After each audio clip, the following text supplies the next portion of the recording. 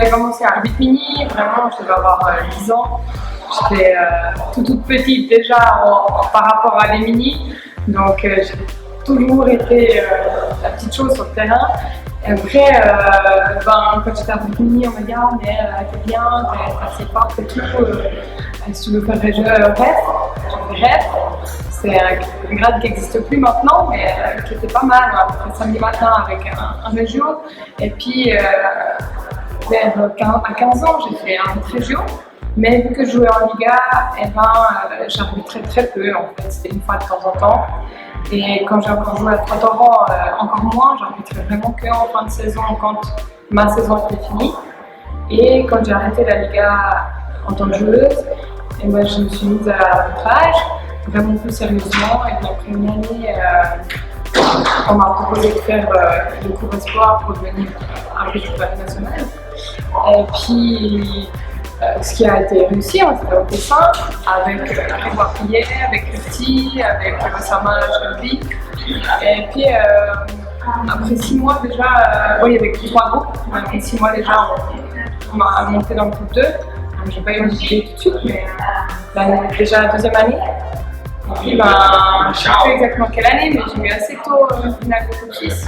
Je crois que les gens m'attendaient un petit peu plus tôt, ça fait un peu ticket, etc. Mais j'ai montré que voilà, j'étais assez solide, même si c'était pas le match parfait.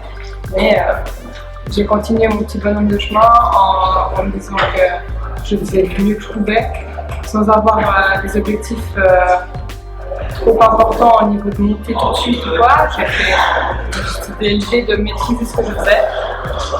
C'est clair que les fois où j'y pense, un coup il y a le ventre qui se noue un peu, mais au final, l'idée c'était de se concentrer, d'être vraiment avoir un bon focus sur le match, et puis penser à ce qu'on avait pour gagner, d'être bien sûr de soi. Ce qui s'est passé, c'est que j'étais en train d'enseigner quand tout d'un coup mon attel a mis plein de messages, bravo Loni, partout, et je ne comprenais pas ce qui se passait. Tout d'un coup, je me suis dit, bon, je vais aller voir Mémé, et là j'ai vu que j'étais dans un groupe 1, et en fait, j'étais un peu toute euphorique sans vraiment partager au travail.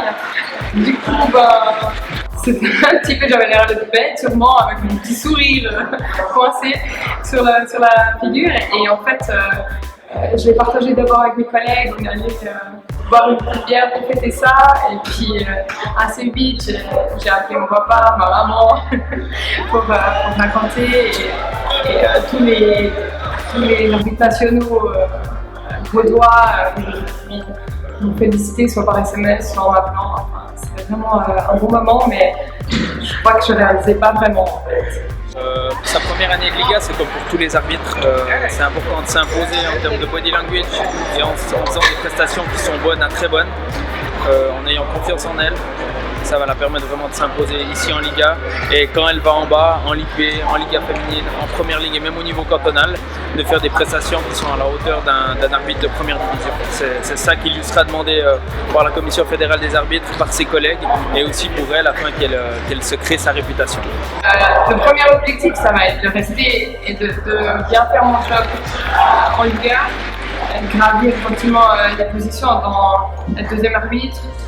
Pourquoi pas premier arbitre, on ne sait pas, mais effectivement pour quelques années, peut-être à l'international, ce serait un rêve plus qu'un objectif.